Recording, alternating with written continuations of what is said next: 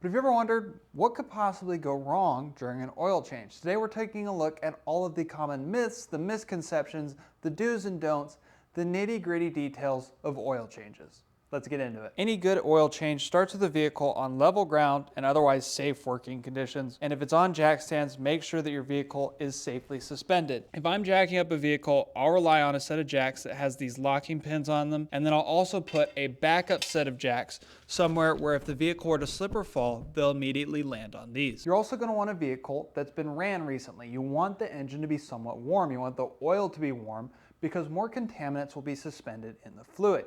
If you change it cold, you're liable to leave slightly more contaminants behind. Those contaminants will likely have settled as the vehicle has cooled off. Burning hot oil after a vehicle's been ran hard is probably more harmful than it is helpful because it will be nearly impossible to be under the car, and if any of that hot oil gets on you, that's going to be a problem. If you wanted to do the most diligent oil change possible, what you might consider doing is actually lifting the hood up of your engine first, and as a very first step, removing your oil fill cap. Always leave it somewhere where you're going to remember it. For me, that's right on the hood latch. Now, I can't close my hood without moving this, which means I'm gonna put it back where it belongs before I close the hood. Now, why would you remove this first? One, it gets you a chance to look at it and what's in here. Notice mine has some condensation buildup. If this was severe, we might expect a head gasket failure. But I've been taking this on short drives, 3 or 4 miles to work and to the gym. This is probably just condensation. Furthermore, if the fill cap was somehow stuck, frozen, rusted, seized in place somehow, we'd want to know that before we had drained all the engine oil out of the vehicle. And that's a common practice when you're doing something like diff fluid or transfer case fluid, where if you can't get the top plug open, there's no point in draining it. In theory, the same applies to oil changes, although these types of caps are much less susceptible to seizing. As soon as you start making your way under the vehicle, eye protection is probably warranted. Now in practice, I don't always have this on when I'm under the vehicle, but especially if your vehicle is dirty and muddy, as you start removing things, you're gonna get debris in your eye. You definitely need a plan to not have oil in your eyes.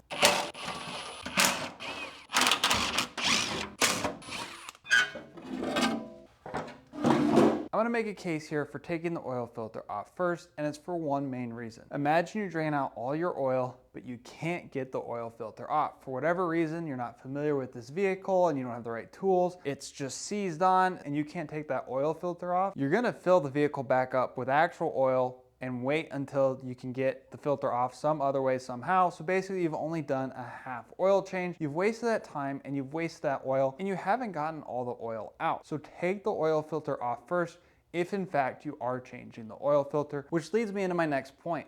You should probably be changing your oil filter with every oil change, assuming that your oil filter matches your oil change interval. If for some reason you have an oil filter that has extended life, extended mileage, and maybe you do 2 oil changes per filter, I get it, but generally stretching your oil filter is not a good idea. You want to get out all that dirty oil, and you don't want a clogged filter. A clogged filter will cause your vehicle to run with higher oil pressures, or if there's any kind of bypass mechanisms, eventually once that filter clogs up so much, straight, dirty, unfiltered oil will continue to cycle through your vehicle. Drain pan selection. Typically you'll have more luck with some kind of drain pan like this one. It has this center filter in the middle so that any large objects won't fall in here. If you just have an open pan, you're likely to drop something and lose it in there, or at very minimum, have it splash oil around and possibly onto you. That's not desirable. If this is your first oil change, then you might be looking at getting something like this to clamp on to your oil filter. But if this is your own vehicle that you do your own oil changes on, it's likely that your oil filter is hand tight, or you already know what tool you'll need. Alternatively, using a K&N filter or any other type of filter that uses this hex knob will make that filter easier to change in the future. Now, once we know that we're about to start seeing oil, that means the gloves come on. You do not want dirty, contaminated oil on your skin. It's a carcinogen and it's liable to give you cancer, or if any of my primarily male audience is planning to get pregnant or know someone who's about to, you don't want that oil on your skin. It can harm your pregnancy. Bottom line, something like these nitrile gloves are a great step to mitigate the effects of changing your own motor oil on your health. As you can see here on my own personal vehicle, I'm kind of double insured. I've got the K&N filter, but I also know who put this on, me. And this oil filter should, in theory, be hand tight. There's all sorts of ways here to mitigate the amount of oil spill that might occur, like having some kind of bottle below this to catch it. I've always had decent to terrible luck just unscrewing it myself. Man, old me was strong. Wow, snugger than I'm used to, that's for sure. Whew, okay. Tundra does a great job of getting oil on itself. Always hold pressure on it until you can feel it spin loose on that last click.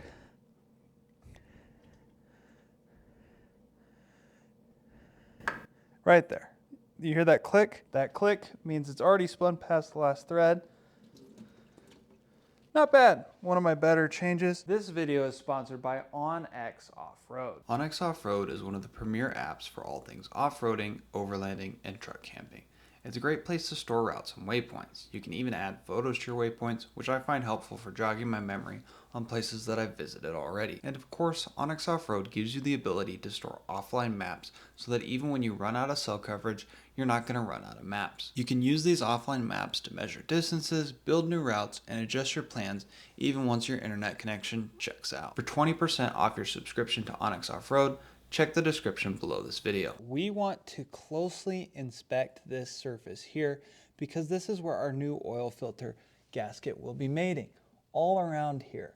So good advice here is A, make sure it's clean, doesn't have debris, and it doesn't have the old rubber gasket from your previous oil filter. Make sure that's not stuck to it. Doesn't happen often, but I've seen it happen on my own vehicles. As you can see, we've made some improvements to the surface just by wiping it down with a rag. If for your next oil filter, you want it to be very unlikely that this gasket comes off and sticks to that mating surface, what you should do is lubricate it with some oil. I suppose there's some small controversy as to whether you should use new oil or old oil, but I really personally don't see an issue with using a little bit of the old oil on here. If you want to use new oil, be my guest. Some might call this sacrilege.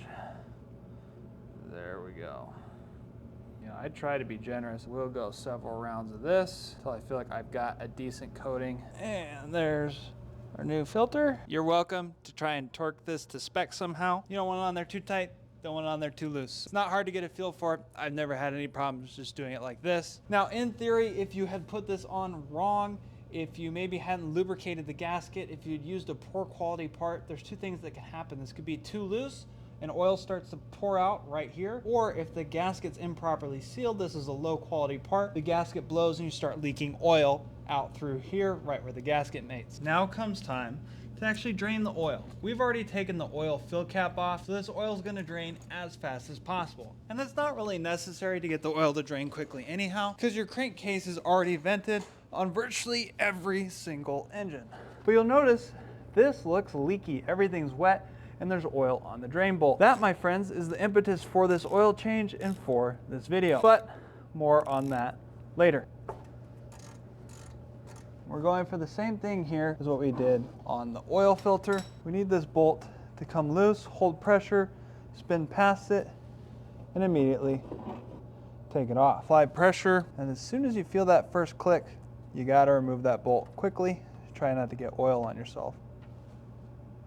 Not bad, just a little bit of oil on the gloves. So let that drain out, and then we'll move on to our next step, which is fixing the washer on this guy. Look at this rookie mistake that I made here. I don't know if I broke it as I was putting it on or if it was broken upon removing it, but I should have checked this and I should have been more diligent about replacing it. Admittedly, this is the first washer failure I've ever had on a drain bolt. It's taught me a lot about what assumptions I was making and what I was getting wrong with the oil changes. So now we're swapping to one of these, rubber encapsulated in aluminum. It's a much more elegant washer solution than the original nylon washer that's guilty of failing. I suppose you can decide for yourself, but I know which one I'd prefer. It's nice if you can get a clean mating surface here. That's not always super possible. The oil just keeps draining. But the most important thing here is to not cross thread this bolt. Make sure you can spin it all the way up by hand. Feel free to torque this down to spec on my Tundra. That's 29 foot-pounds, but I've never had a problem just feeling it out,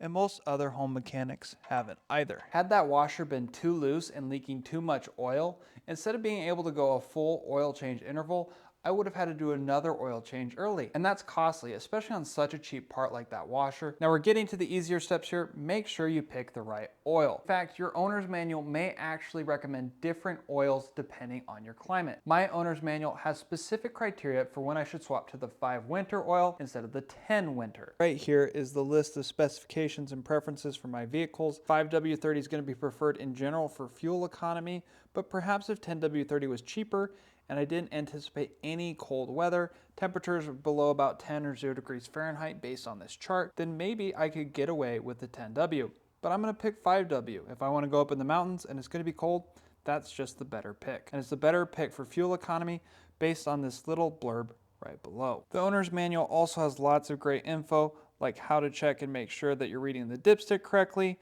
what the oil capacity is for the vehicle, all sorts of things like that. Word of caution to you though, this owner's manual for my '01 Tundra actually has the automatic transmission fluid capacity wrong. The first time I changed my transmission fluid, I put not enough in it because I went off the owner's manual. So I will say, generally, you should double check these numbers before you just believe them, because every once in a while they can be wrong. That's an extremely rare fluke, but it's something I recommend if you're going to do your own vehicle maintenance. Just double check your sources. The engine oil quantity for my 2UZ with a filter change is 6.2 liters or 6.5 quarts.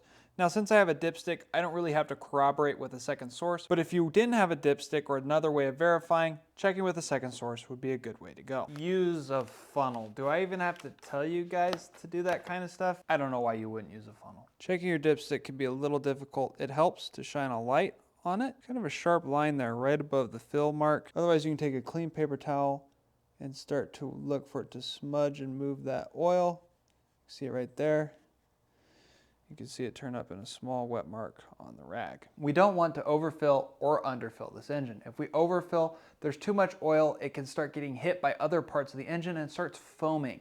And when it's foaming, it doesn't act as oil and it doesn't properly protect all your engine components. Now, if you don't put enough oil in there, well, all those shafts and rods are not gonna have enough lubrication, and that's gonna cause problems. So we've got to get the right amount of oil in there. It was designed this way for a reason, and we've got to follow and hit that spec somewhat closely. Otherwise, we can expect problems with our engine. That, ladies and gentlemen, is hopefully a worry-free oil change. Let me know anything I missed, any comments you may have. Otherwise, thank you so much for watching this video, and I'll catch you later.